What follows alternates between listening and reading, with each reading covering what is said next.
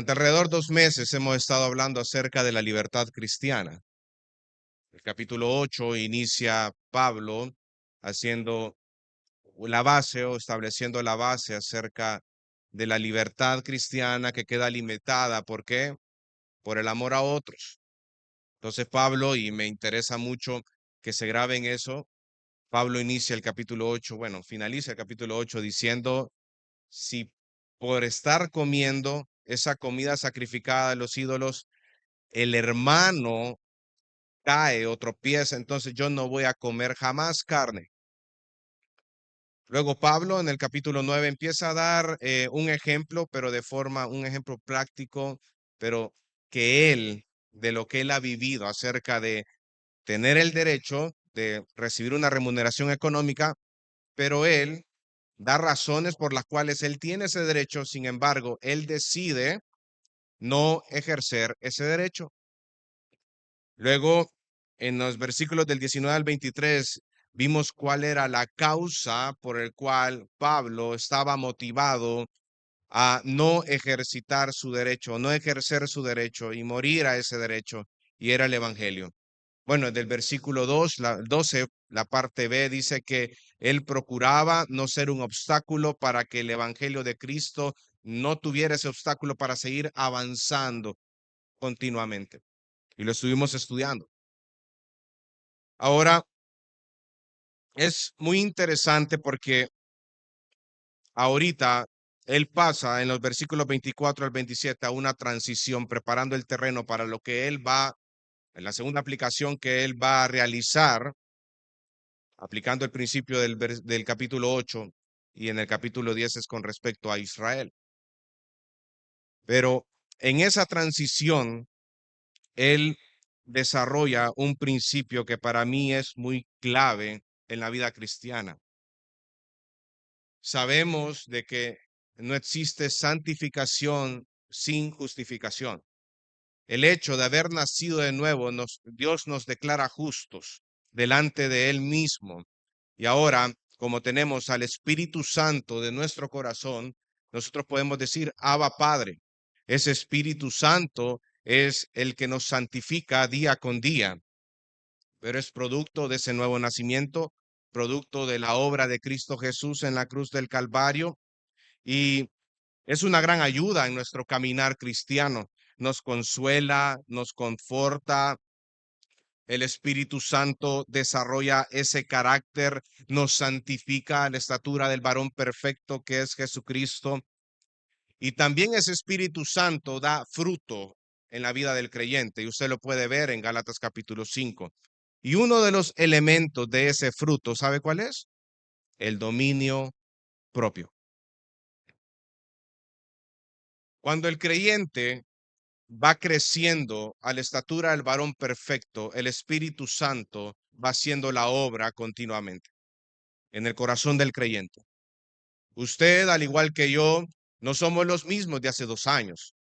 El Señor nos ha ido cambiando muchas maneras de pensar, hemos desaprendido muchas viejas costumbres, pero nos hemos sometido con un corazón enseñable, con un corazón humilde, para poder aprender a la luz de las Escrituras cómo direccionar la vida.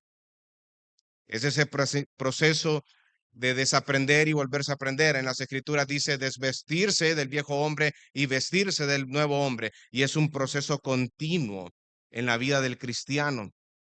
Y el dominio propio entra en esta área.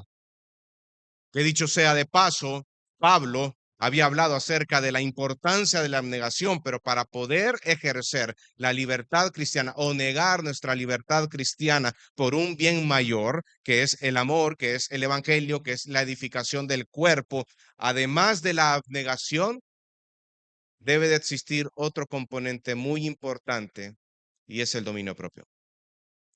Por eso es que Pablo en estos versículos, 4 versículos, nos menciona 4 consejos prácticos que nosotros podemos realizar para crecer en el dominio propio y ser disciplinado. Ahora, si quisiera, para empezar con este sermón, explicarles que en las Escrituras existe cierta tensión entre lo que es la soberanía de Dios y la responsabilidad humana. Por ejemplo, nosotros sabemos que hemos sido reconciliados con Dios por medio de la cruz de Cristo y tenemos el acceso al Padre y que nuestras oraciones van a ser escuchadas por la obra redentora de Cristo, pero también sabemos que la Biblia nos manda a orar constantemente, a orar sin cesar, tesalonicenses.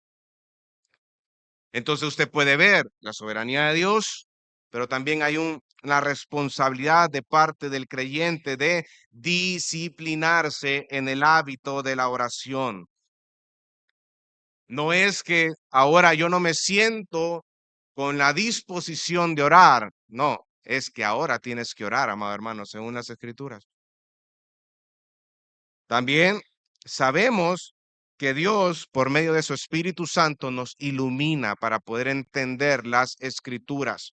Tenemos al Espíritu Santo que nos ayuda, que a la hora de leer las Escrituras, poder entenderlas, poder analizarlas, poder estudiarlas. Sin embargo, es nuestra responsabilidad ir y buscar las Escrituras, ir y leer las Escrituras.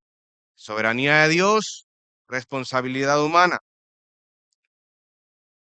También, hermanos, sabemos que la Biblia nos enseña que todos aquellos que hemos nacido de nuevo en Cristo Jesús, ahora tenemos una identidad en Él y formamos parte de una iglesia, de un cuerpo, el cuerpo de Cristo. Desde el momento que el cristiano ha nacido de nuevo, este cristiano ya forma parte del cuerpo de Cristo, cuya cabeza es Jesucristo mismo. Pero también sabemos que hay mandatos en las Escrituras, los mandamientos de los unos a los otros que yo debo de aplicar, soportarse unos a otros, amarse unos a otros. Son mandamientos, son mandatos establecidos en las Escrituras que es mi responsabilidad de poder ejercitarme o disciplinarme en esa área. Usted puede ver eso. Soberanía de Dios y responsabilidad humana. Y en la responsabilidad humana es nuestra responsabilidad, valga la redundancia, disciplinarnos, disciplinarnos, disciplinarnos. Ese debe ser una característica del cristiano, una cualidad del cristiano. Ahora bien, nosotros tenemos al Espíritu Santo en nuestros corazones y hemos nacido de nuevo. Claro, lo tenemos, pero es nuestra responsabilidad disciplinarnos en el dominio propio. Dios nos da todas las herramientas, nos da su Espíritu, nos da la oración, nos da la palabra, nos da una iglesia, una comunidad de creyentes, pero es nuestra responsabilidad disciplinarme y ejercitar el dominio propio dentro de la comunidad de pecadores a la cual Dios me ha mandado. Es mi responsabilidad. Los medios están ahí. El Espíritu Santo está ahí. Y es por eso que el apóstol Pablo toca estos 4 versículos para hacer una llamada de atención a la iglesia de Corinto, por ende, a nosotros también, a no bajar la guardia, a estar bien atentos en cuanto al dominio propio y a crecer en el dominio propio. Ese elemento que forma parte del fruto del Espíritu. Ahora surge la pregunta, amado hermano, ¿qué es el dominio propio? El dominio propio, amado hermano, y me gusta esta definición que se la quiero compartir, significa literalmente en fuerza y se refiere a ese control propio de los apetitos y las pasiones que resultan en el dominio espiritual que se somete de manera sistemática a la voluntad de Dios y no a la voluntad del hombre. Es un control interno. ¿Controlar qué? Apetitos, pasiones. ¿Se recuerdan en la carta a Santiago lo que dice Santiago? ¿Por qué hay tanta pelea? ¿Por qué hay tanta disputa? ¿Por qué hay tantas peleas entre ustedes? Por vuestras pasiones, esos apetitos carnales. Y el dominio propio es controlar. ¿Pero por qué lo puedo controlar? Porque tengo al Espíritu Santo del Señor como un sello en mi corazón, ese espíritu que me santifica día con día a la estatura del varón perfecto. Pero es un sometimiento sistemático o un, un sometimiento que va en proceso, hermano. ¿Por qué? Porque esa palabra proceso implica disciplina, ejercitarlo, probarlo, una y otra vez, en la cual yo me someto a la voluntad de Dios revelado en su palabra en lugar de mi voluntad, carne y espíritu. Recordemos que en el contexto en el cual Pablo lo está tocando, está hablando de limitar la libertad cristiana por amor a otros. Pero para poder limitar mi libertad cristiana, yo tengo que ser una persona disciplinada. Tengo que negarme a mí mismo, tengo que negar mis derechos, tengo que negar ese yo interior, esa carne que quiere prevalecer, que quiere con su orgullo, con su soberbia prevalecer antes del amor a otros, antes del evangelio. Abstenernos de ciertas cosas y vivir una vida por amor a otros. Y eso, hermano, no es nada sencillo, no es nada fácil, es complicadísimo. Entonces vamos a dar 4 consejos prácticos para nosotros poder crecer en el dominio propio. El primero de ellos es que uno debe de tener presente que esta disciplina es una disciplina para toda la vida. Vamos al versículo 24. Miren lo que dice las escrituras. ¿No saben que los que corren en el estadio, todos en verdad corren, pero solo uno obtiene el premio? Corran de tal modo que ganen. La primera característica para poder crecer nosotros en el dominio propio es estar conscientes que es algo que vamos a tener que hacer y desarrollar y disciplinar toda la vida. Y uno de los principales problemas que tenemos como cristianos es que somos inconstantes. Somos inconstantes, somos indisciplinados en nuestros hábitos. Practicamos los medios de gracia de forma ocasional en nuestras vidas. Y no es un hábito, sino que son cosas puntuales. Solo cuando estamos pasando por momentos difíciles en nuestra vida, por momentos de dolor y sufrimiento en nuestra vida, es cuando nos recordamos de que tenemos la palabra de Dios, que tenemos la iglesia de Cristo y que tenemos la oración para poder orar, para poder congregarme y para poder leer la palabra del Señor, pero lo hacemos de manera ocasional. Cuando nos sentimos en sufrimiento, cuando hay algún desempleo, en fin, usted ya sabe a lo que me estoy refiriendo. Pero cuando las cosas están bien en nuestra vida, cuando hay un empleo, cuando las cosas van bien en el matrimonio, cuando no hay esas situaciones que generan en ti dolor y sufrimiento, la mente humana, el cristiano en sí, el corazón pecaminoso del cristiano, tiende a olvidar que eso es un hábito. Y como es un hábito, es algo que usted tiene que desarrollar una y otra vez, tiene que estar consciente que es para toda la vida, porque por eso es que se llama hábito, por eso que se llama medio de gracia también. Yo tengo que ejercitarlo. Y para poder aprender y poder dar en el punto, Pablo expone y utiliza una metáfora, y la metáfora que lo ocupa es la de un atleta. Mire, dice el versículo 24, no saben que los que corren en el estadio, los atletas, a una congregación como los corintios, ellos sí tenían conocimiento acerca del atletismo. Era un deporte predominante en ellos.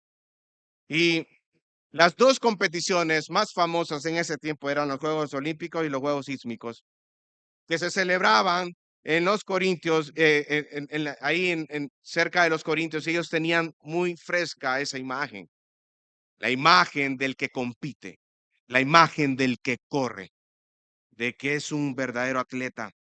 Solo para que tengan una idea, ese atleta para llegar a competir tenía que estar entrenando durante 10 meses.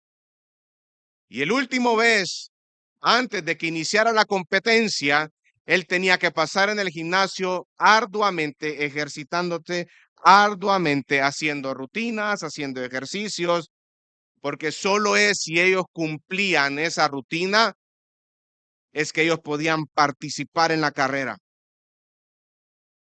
Eso es correr con una mentalidad correcta. Y Pablo viene y les dice, hermanos, corran en el estadio, todos en verdad corren, pero solo uno es que obtiene el premio. Correr para ganar. Nadie empieza una carrera con la idea de perder la carrera. El interés de Pablo no está en el hecho de recibir un premio, no, sino que la vida cristiana en realidad no consiste en una competencia. No es que tú estás compitiendo conmigo, no es que tu hermano que está a la par está compitiendo contigo para ver quién es más santo. No, nuestro parámetro en todo momento es nuestro Señor Jesucristo. ¿Queremos ser humildes? Sí. ¿Cuál es nuestro parámetro? Jesús.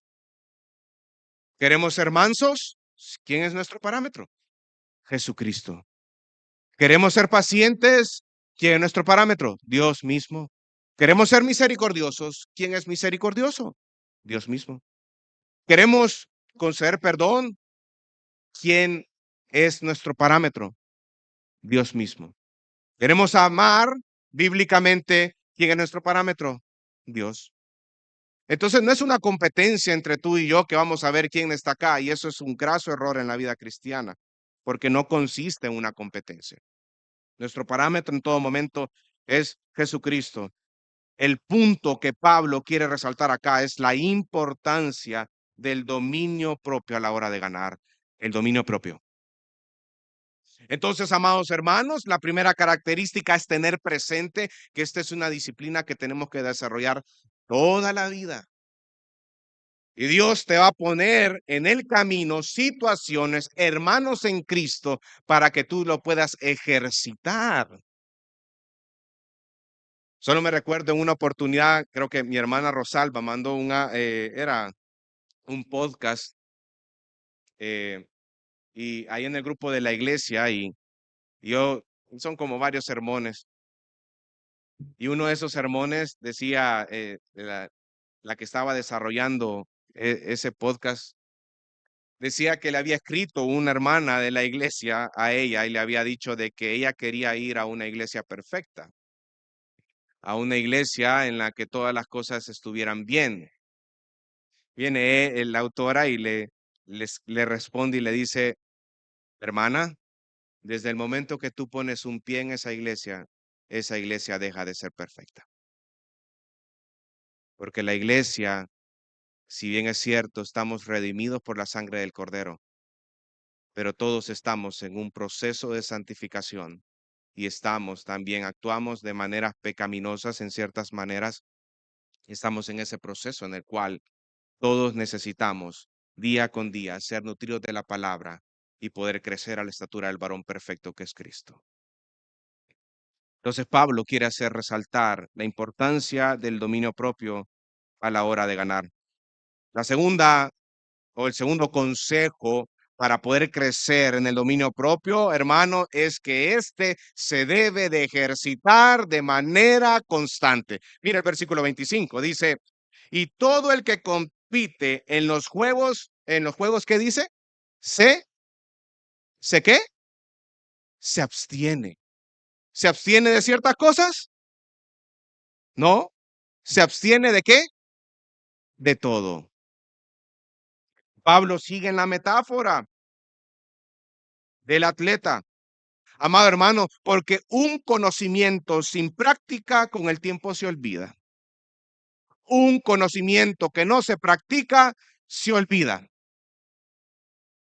Usted viene, al igual que yo, aquí a ser alimentado de la palabra del Señor día con día, a ser nutrido de la palabra del Señor día con día, pero es su responsabilidad ejercitarse en la piedad. Tenemos al Espíritu Santo, tenemos los medios de gracia, pero es mi responsabilidad ejercitarme una y otra vez el dominio propio. El problema, hermano, que cuando venimos aquí a la casa del Señor, en primer lugar, nos llama la atención lo que aprendemos. Eso está bien. Lo malo es que no lo ponemos en práctica. Entonces estamos acá, pero en realidad no estamos aquí. Si tú y yo nos sentamos acá para aprender de la palabra del Señor, es para poner en práctica la palabra del Señor en nuestra vida. Y ese paso es lo complicado. Porque la Biblia nos manda a ser no solo oidores de la palabra de Dios, sino también hacedores de la palabra. Y para poder crecer en el dominio propio, debemos de ejercitarlo constantemente en nuestra vida. Por eso es que Pablo en el versículo 25 dice, miren, es que el que compite en los juegos se abstiene de todo. Abstinencia, dominio propio.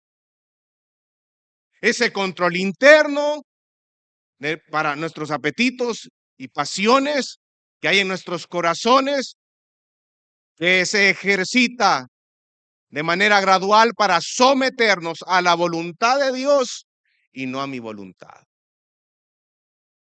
Abstinencia, abstinencia.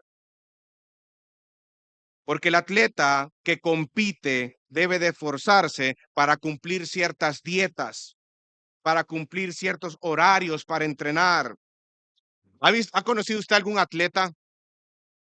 ¿Alguna vez ha tenido un conocido suyo, un amigo, compañero que sea atleta? Miren, hasta las horas de dormir respetan, hasta las comidas respetan. Y no se salen de esa rutina, no se salen de esa dieta. Si tiene que comer 5 pechugas, se comen las 5 pechugas. Si tienen que comerse medio cartón de huevos, ahí está comiéndose el medio cartón de huevos, pero no se sale de su dieta, porque él está compitiendo, él en su mente, él está sometiendo su cuerpo, absteniéndose de todo, porque va a competir. Ustedes ven que los atletas tienen que tener cierto peso, el peso ideal de cada uno de ellos. Si ese atleta se pasa de libras, entonces lo meten de nuevo al gimnasio y no compite hasta que esté en su peso ideal.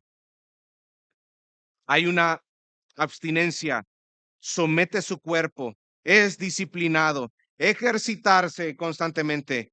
La disciplina te va a llevar a abstenerte de todo, amado hermano, lo que genera un obstáculo a tu meta.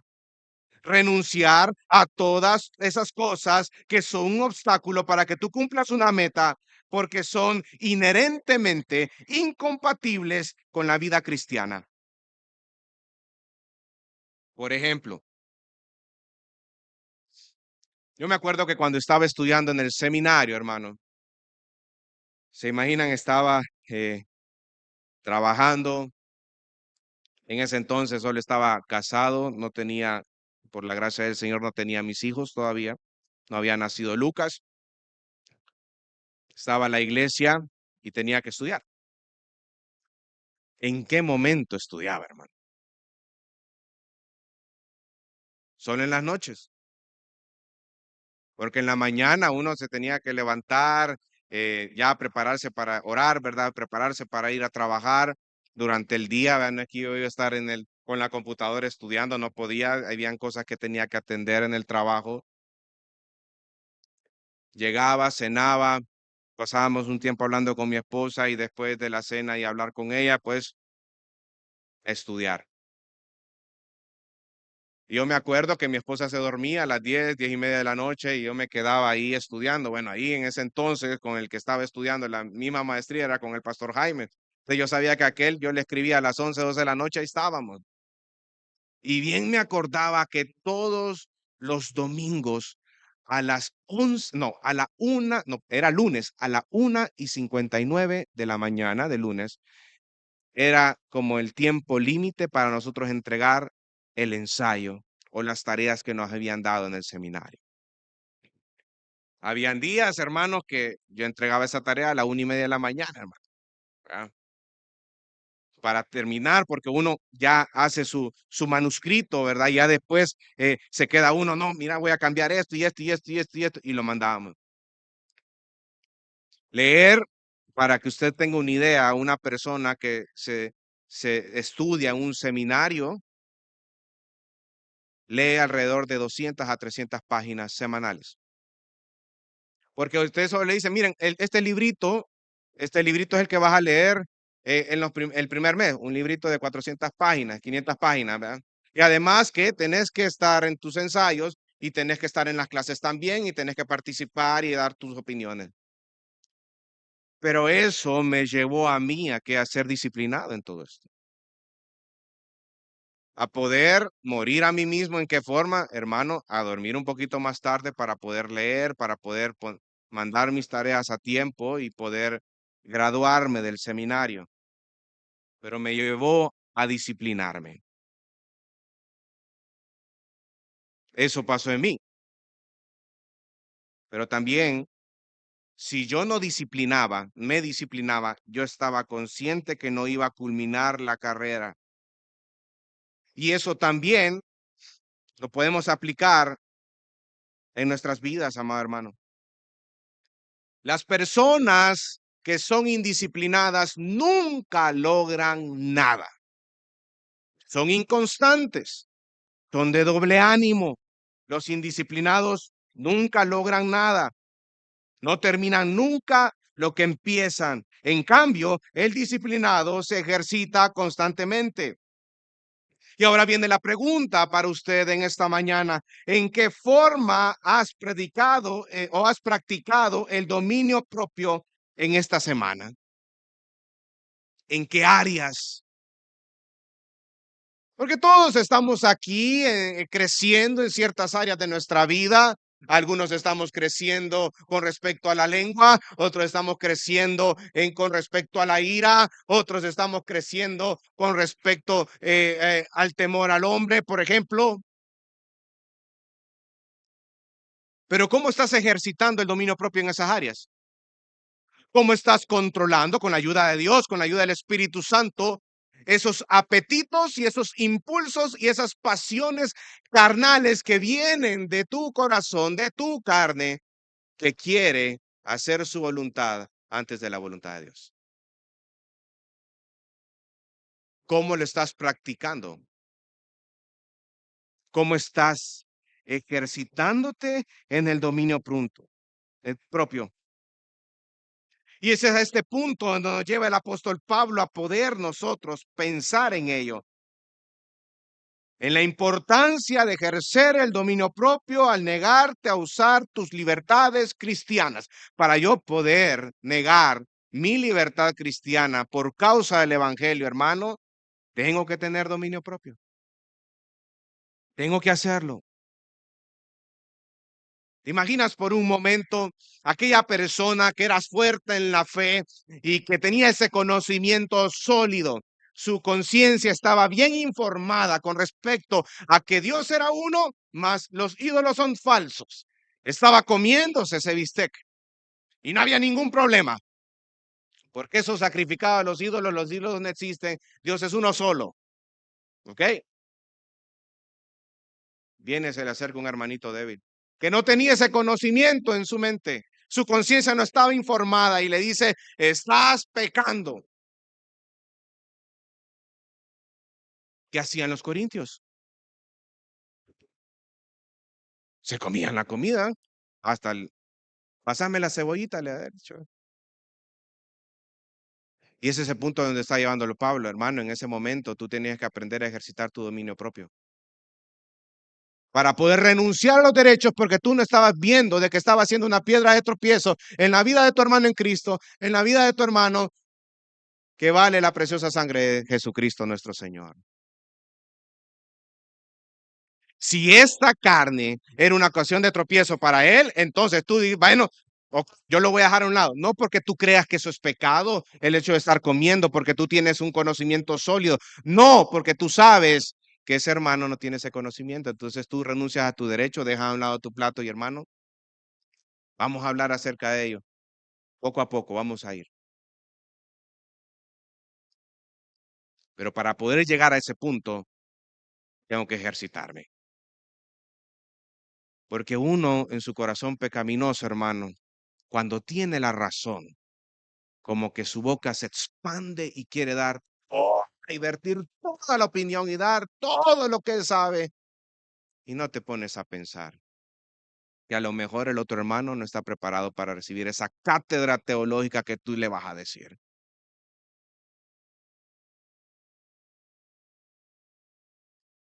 Dice la Biblia que incluso hasta el que es necio, cuando calla, es contado por sabio. Dominio propio en la lengua. El corazón pecaminoso nos lleva en la mayoría de las ocasiones a no callarnos. Tenemos ese deseo desmedido o por demasía, ¿verdad?, de sostener nuestra posición en esas áreas que son grises. Nos cuesta pasar por alto nuestros derechos. Estamos acostumbrados a tener un pensamiento vano, no bíblico de quiénes somos nosotros y en esas oportunidades que tenemos para ejercer nuestro autocontrol, nuestro dominio propio, no lo hacemos. Preferimos actuar con orgullo, preferimos actuar con soberbia, preferimos actuar de esa manera sin amor y de forma impaciente, porque tus derechos, tu libertad es más importante que tu amor hacia el hermano en Cristo. Es más importante que el evangelio mismo. Te olvidas quién eres tú. Ya lo vamos a ver y aquí vamos a ir en el tercer punto, el tercer consejo práctico para poder crecer en el dominio propio. ¿Y saben cuál es? Es tener una meta definida. Mira el versículo 25, la segunda parte. Ellos lo hacen para recibir una corona corruptible, pero nosotros una incorruptible. Por tanto, yo de esta manera corro, no como sin tener meta.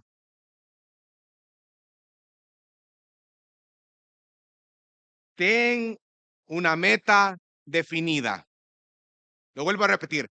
Ten una meta definida. Una vida sin meta es una vida sin dirección.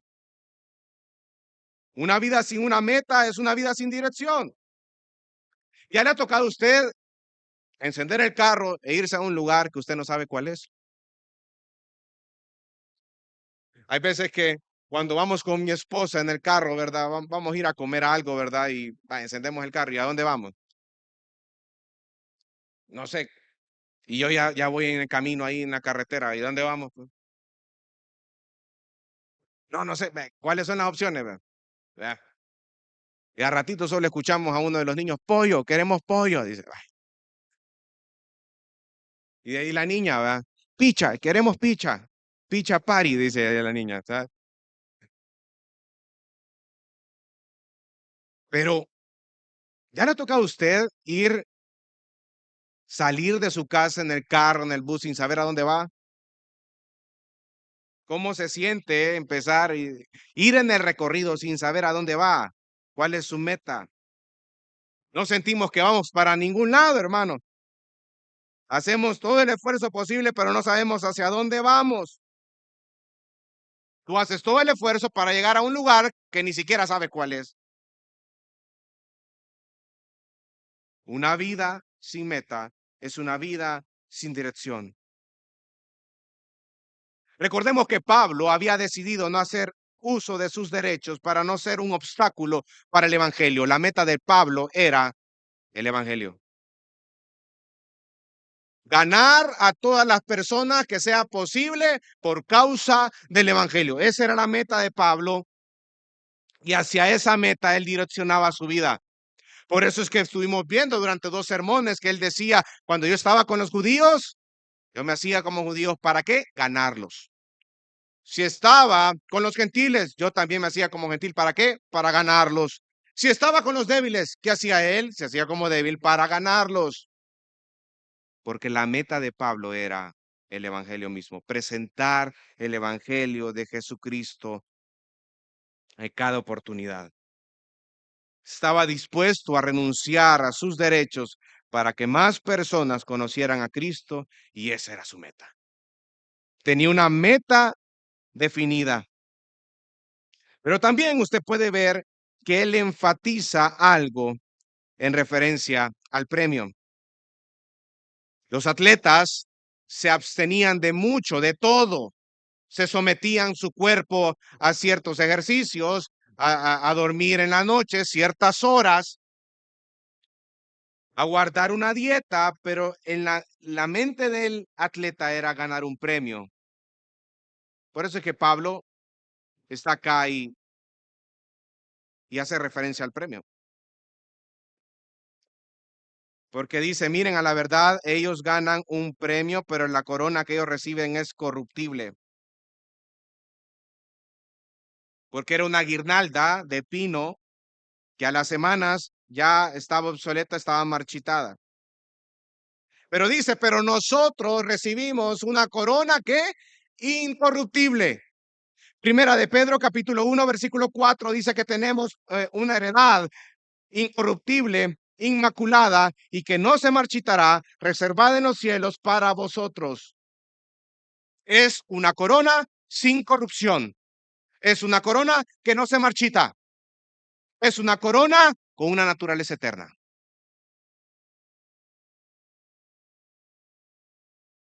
Y es acá, hermanos, donde debemos de reflexionar que esa verdad no la tenemos muy presente en nuestro caminar. Nosotros anhelamos fervientemente las cosas terrenales. El problema no es el anhelo, hermano. El problema es el corazón pecaminoso. El problema no es que tú vengas y digas, pastor, yo estoy anhelando comprar un carro porque quiero que mi familia ande en un carro cómodo, ¿ok? Ese anhelo no es el problema. El problema es cuando tú te aferras a ese anhelo y se vuelve un deseo pecaminoso que te esclaviza. A tal punto que tú llegas a pensar que si tú no tienes un carro, tú no eres feliz, tú no eres contento, tú no estás pleno porque no tienes el carro. Ese es el problema, el corazón pecaminoso que me esclaviza. Ese es el problema. Pero dice Pablo, miren, nosotros vamos a recibir una corona incorruptible. Vamos a recibir una corona que no se marchita, con una naturaleza eterna. Amado hermano, vive el presente conforme a tu mente, a tu meta eterna. En otras palabras, por ser nuestra meta de naturaleza eterna, afecta nuestra manera de vivir en el presente. Claro que sí, hermano. Claro que sí, porque nuestra edad está en el reino de los cielos. Nosotros estamos en esta vida de paso. Somos personas que hemos nacido de nuevo. Entonces esa meta, por la naturaleza eterna de nuestra meta, eso va a afectar la manera como yo viva en este presente. Por eso es que yo me someto a la voluntad de Dios constantemente, hermano. No por la meta, no por el premio, sino porque Dios me salvó. Vivimos a la luz de la eternidad. Somos ciudadanos del reino. Pero a veces esa verdad no la tenemos muy presente, hermano. Si pudiéramos, volvamos a los anhelos, si pudiéramos examinar tus anhelos, ¿cuántos de estos van de acuerdo a la eternidad? ¿Qué es lo que más anhelas en este momento? Examínalo y examina tu corazón constantemente.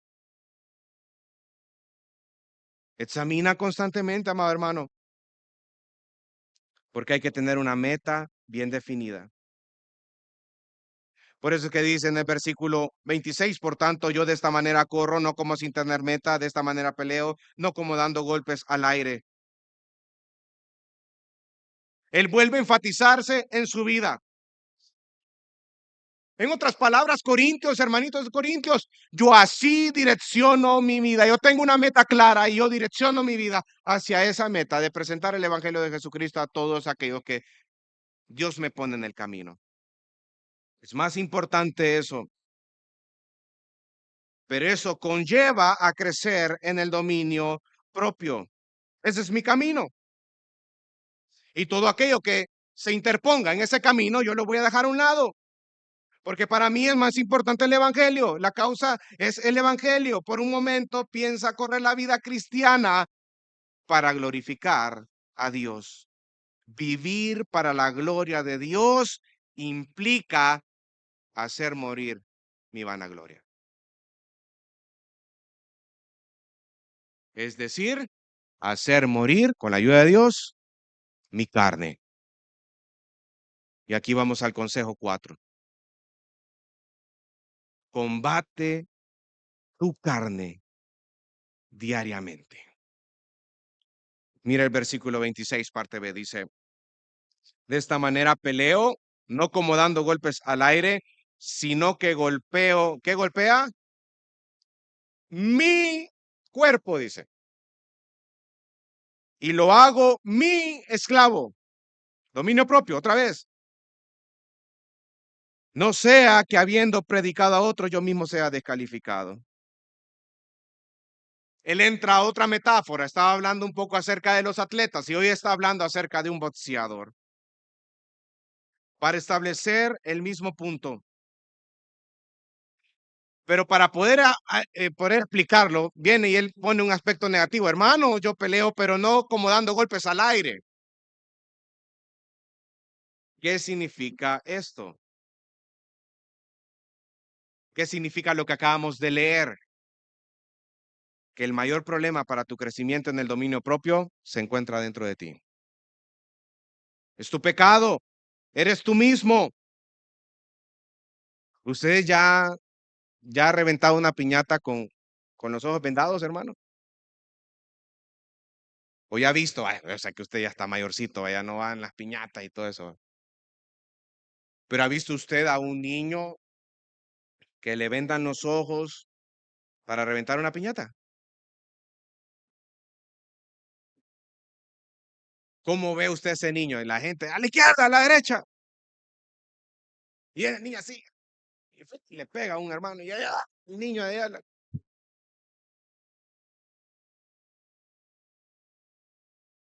Golpes al aire, golpes al aire. Yo no estoy golpeando al aire, dice. Yo no soy como un boxeador que está tirándose golpes al aire. Y sabe, nuestro pecado nos hace ver que el problema está fuera. El problema, nosotros decimos, no, son las circunstancias. No, el problema es mi jefe que me despidió. El problema es mi marido. El problema es, mi esposa. El problema son mis hijos. El problema es el hermano y el hermano de allá. El problema es el gobierno, dice. Y empezamos a tirar problemas por todos lados, a hacer muchas excusas por todos lados, pero ese es el pecado que está en ti porque tú estás viendo los problemas afuera, cuando verdaderamente el problema está en nuestro corazón.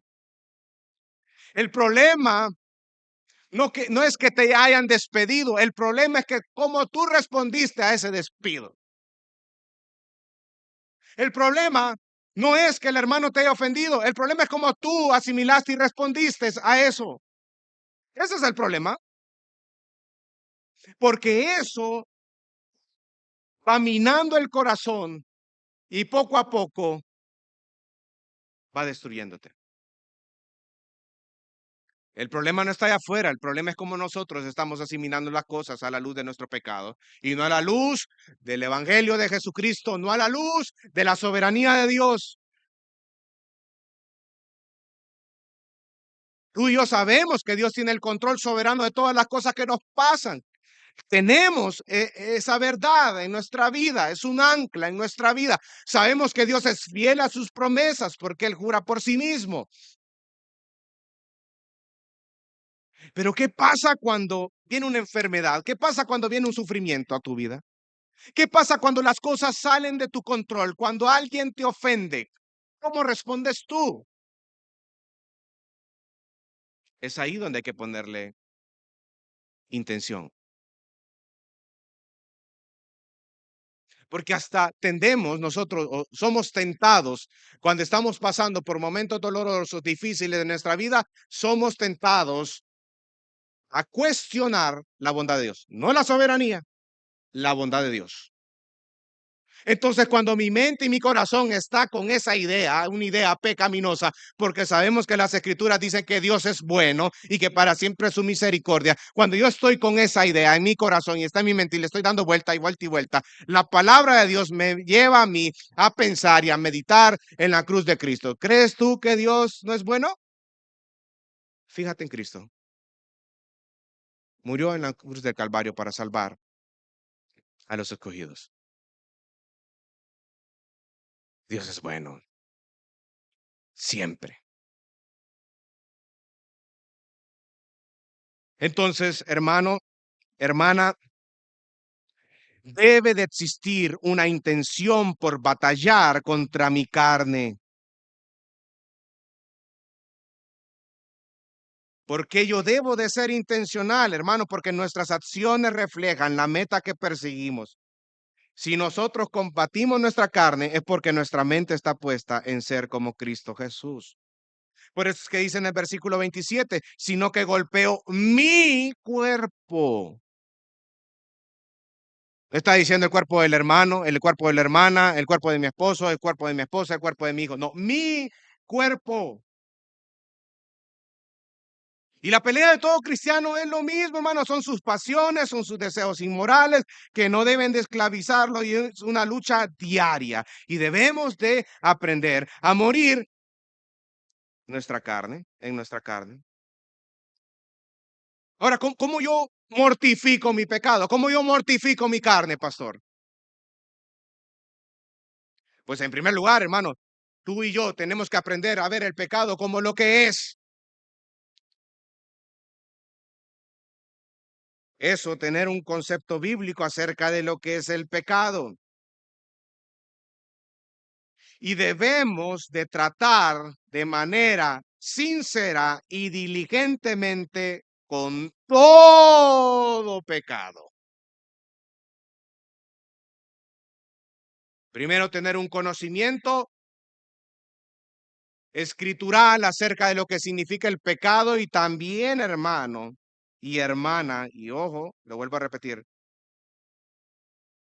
que nosotros debemos de estar dispuestos de tratar de manera sincera y diligentemente con todo pecado. Somos llamados a tratar con todos los pecados. El problema es que la mayoría de veces, por ejemplo, nosotros no leemos la Biblia, nosotros no vamos a la iglesia, nosotros no oramos y decimos, ah, va, está bien. No, no está bien, eso es pecaminoso, hermano. Tendemos a minimizar esas cosas cuando esas cosas son los medios de gracia que Dios nos ha hecho para que nosotros podamos seguir creciendo a la estatura del varón perfecto. ¿Qué pasa cuando un cristiano no ora? ¿Qué pasa cuando un cristiano no viene a la iglesia? ¿Qué pasa cuando un cristiano no lee la palabra? ¿De dónde se está alimentando el cristiano? Dígame. O estás alimentando el espíritu o estás alimentando la carne. Si tú no vienes a la iglesia, hermano, estás alimentando la carne. Y ese es un gran problema. Porque cuando tú estás sin oración, sin lectura de la Biblia, sin venir a la iglesia y viene y te pasa una situación, cualquiera que sea, tiendes a potencializar la manera como estás viendo esas cosas de manera pecaminosa, porque no estás alimentando tu espíritu, estás alimentando tu carne. Ves tus problemas a la luz de la pecaminosidad y en la carne que hay en tu corazón. Por eso es que hay que tratar diligentemente y sinceramente con todos los pecados. Y eso, hermano, nos va a mover a tomar cartas en el asunto. Porque muchas veces nosotros no prestamos el mismo interés con aquel pecado del cual anhela ser liberado, con no leer la Biblia, con no venir a la iglesia, con no orar. Tú no estás viendo tu pecado como lo que es y no estás actuando conforme a la seriedad de las cosas. En otras palabras, debemos de tratar los demás pecados con la misma seriedad. Y ojo, me gustó esto, que lo leí y lo recomiendo, este libro de La mortificación del pecado. Decía el autor John Owen, decía que Dios muchas veces utiliza un fuerte deseo pecaminoso no mortificado en un creyente como medio para disciplinarlo. Cuando un creyente no es disciplinado en su tarea de mortificar el pecado, ojo, ojo, ojo, y es aquí donde los quiero llevar, hermanos. Dios permite que ese pecado se anide en su corazón. Yo no me dice que ese pecado luego se convierta como una plaga, como envenenando el corazón del creyente, hasta que este pecado sea una carga para él. Esa es una manera de castigar de Dios al creyente por su desobediencia. O también es una manera de despertarlo a que esté más pendiente de su camino y que sea conducido a una mortificación sincera del pecado. Interesante, ¿verdad? Interesante que muchas veces Dios permite que ese pecado vaya creciendo en tu corazón, hermano, porque tú tuviste pequeños actos de desobediencia, porque no trataste ese pecado con la seriedad de vida, no mortificaste ese pecado. No lo atacaste, no lo luchaste con la ayuda del Señor. Dios dándote todos los medios de gracia para que tú lo puedas hacer y tú decides no hacerlo. Entonces el Señor lo permite. No estamos hablando aquí de pérdida de salvación, hermano. No estamos hablando de eso. Pero para que ese pecado, porque si esa persona es verdaderamente ha nacido de nuevo, ese pecado va a ser una carga y lo va a guiar al arrepentimiento.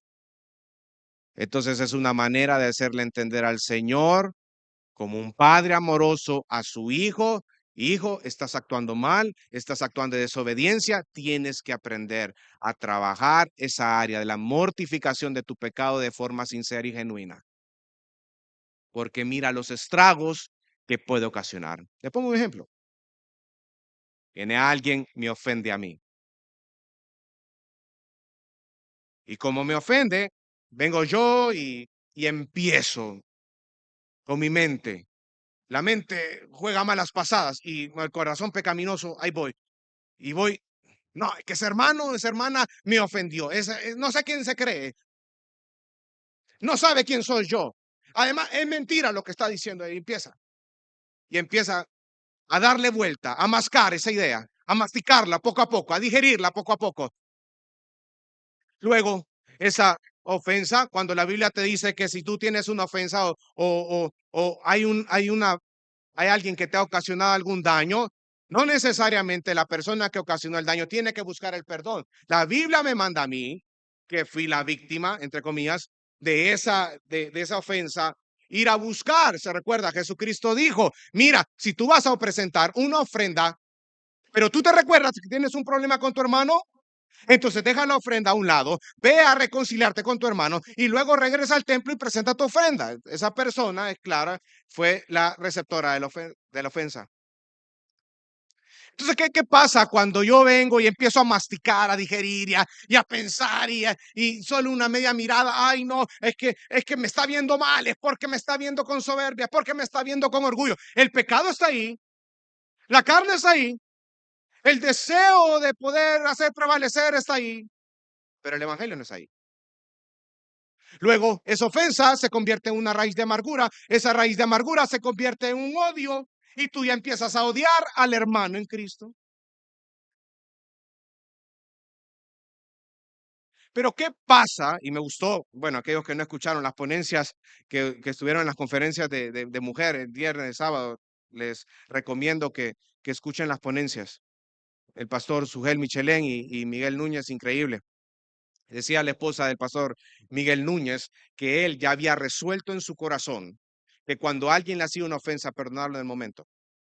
Porque si esta persona llega hacia donde estoy yo, es porque dentro de la soberanía del Señor, el Señor lo ha permitido para poder forjar el carácter de Cristo en mí. Entonces lo que está haciendo mi esposo es ver qué es lo que Dios le está demostrando a través de ese hermano. Mortificar el pecado.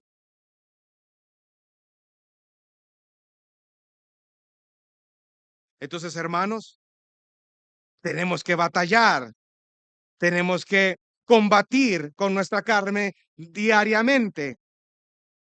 Y al igual que como un atleta, debemos de someter nuestro cuerpo y tener la meta clara. La meta clara es el evangelio y eso nos llevará a crecer en el dominio propio. Finalmente, mira lo que dice el versículo 27 y esa es como una fuerte llamada de atención a la iglesia de Corinto y por consecuencia a la iglesia de gracia y verdad. Dice, sino que golpeo mi cuerpo y lo hago mi esclavo, no sea que habiendo predicado a otros, yo mismo sea que. Y esa es una manera muy interesante, ser usado pero descalificado. Es una manera muy interesante de cómo termina esta sección Pablo, con una fuerte advertencia ante el peligro de no ejercer el dominio propio, hermano. Dios puede utilizar a quien Él quiere para sus propósitos. Pero, pregunta, ¿cuántas personas fueron utilizadas por Dios para traerte a la iglesia y en este momento estas personas ya no se encuentran por causa de su pecado, por causa de su carne?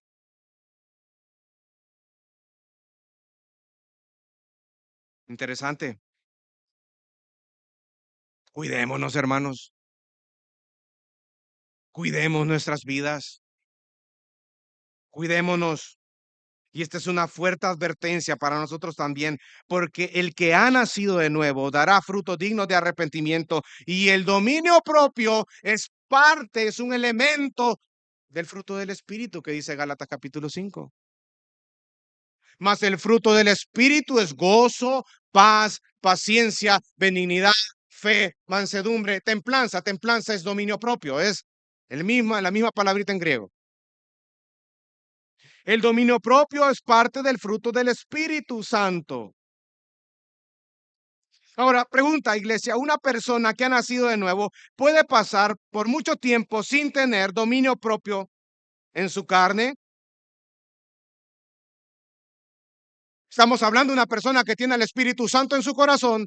Podemos decir que esa persona puede, que su vida se vea reflejada como una persona falta de dominio propio durante años en su carne, que no mortifica su pecado como es con su carne. La Biblia es clara y dice, por sus frutos os conoceréis. Si esta persona habla, camina y dirige su vida como inconverso, es un inconverso, hermano. No es creyente. ¿O tú me estás diciendo a mí que el Espíritu Santo puede estar en una persona por años y no producir frutos dignos de arrepentimiento? Por Dios, hermano, eso es ilógico. Eso no es lo que dice la Biblia. Y es a eso, esa llamada de atención que nos lleva a la palabra. Si una persona no mantiene su control sobre sus apetitos y pasiones pecaminosas y no se somete a la voluntad de Dios, ¿podemos nosotros afirmar que Cristo es el amo y Señor de esa persona? Si Cristo es su Señor, tiene al Espíritu Santo en su corazón. Si el Espíritu Santo en su corazón, el dominio propio es fruto del Espíritu.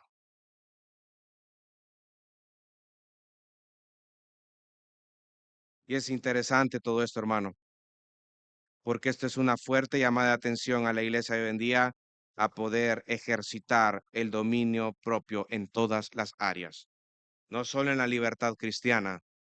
Estamos hablando del área sexual también, hermano y hermana, porque una persona que le da rienda suelta a su pecado cae en el área sexual, en la inmoralidad sexual, y lo practica una y otra vez, sin arrepentimiento, es una persona impenitente. Y si eso es lo que caracteriza su vida, la Biblia es clara al afirmar que estas personas son descalificadas. No heredarán el reino de Dios. Y con esto termino. La palabra descalificado viene del griego adokimos y significa no válido, vil, rechazable, inútil, reprobado. Es utilizado en pasajes como 2 capítulo 13, versículos 5 al 7. Le voy a leer solo el versículo 5. Dice: poneos a prueba para ver si estáis en la fe, examinaos a vosotros mismos, o no os reconocéis a vosotros mismos que Jesucristo está en vosotros, a menos de que en verdad no paséis la prueba. Adokimos. Descalificado. Según de Timoteo 3:8 dice: y así como Janes y Jambres se opusieron a Moisés de la misma manera, estos también se oponen a la verdad, hombre de mente depravada, reprobados en lo que respecta a la fe. Adóquimos, descalificado. Tito 1:16 dice: profesan conocer a Dios, pero con sus hechos lo niegan, siendo abominables y desobedientes e inútiles. Adóquimos, inútiles para toda buena obra.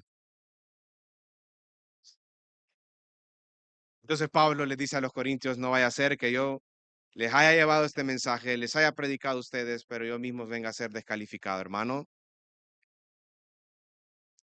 es una llamada de atención para todos los que estamos acá, a crecer en el dominio propio. Pero gracias a Dios que nos ha dado de su Espíritu Santo para santificarnos cada día a la estatura del varón perfecto, ejercitando el dominio propio en cada área de nuestra vida, pero sin olvidar que hay una responsabilidad humana que yo tengo que cumplir, hermano, para poder crecer y ser intencional en esta área y disciplinarme en esta área. Tengo que batallar mi carne todos los días. Tengo que mortificar mi carne todos los días. Los medios de gracia están ahí, hermano. El Espíritu Santo es ese Espíritu consolador. Nos consuela, nos santifica. Tenemos los medios de gracia como es la oración, la palabra, la iglesia local para poder crecer. Tenemos todo lo necesario para la vida y la piedad, hermano, en Cristo Jesús. Que Dios nos dé la fortaleza y la sabiduría para modelar el evangelio de Jesucristo en nuestra vida. Como dice Gálatas 5:16, digo pues, anden por el Espíritu y no cumplirán el deseo de la carne. Vamos a orar. Dios te bendiga. Realmente es un privilegio para nosotros que puedas escuchar el mensaje de la palabra de Dios. Esperamos que Dios obra en tu vida grandemente a partir de lo que puedas escuchar y aprender a través de este sermón. Sin embargo, creemos que solo este sermón es insuficiente y no debería de suplantar por ningún motivo tu asistencia a una iglesia local. La iglesia local es el medio por el cual Dios obra en la vida de su pueblo. Te motivamos a que busques una iglesia sana donde congregarte o puedas contactarte con nosotros en nuestras redes sociales para que nos puedas visitar. Será un gusto poder servirte y que podamos juntos adorar a Dios en comunión con sus redimidos mientras aprendemos de su palabra. Que el Señor te bendiga.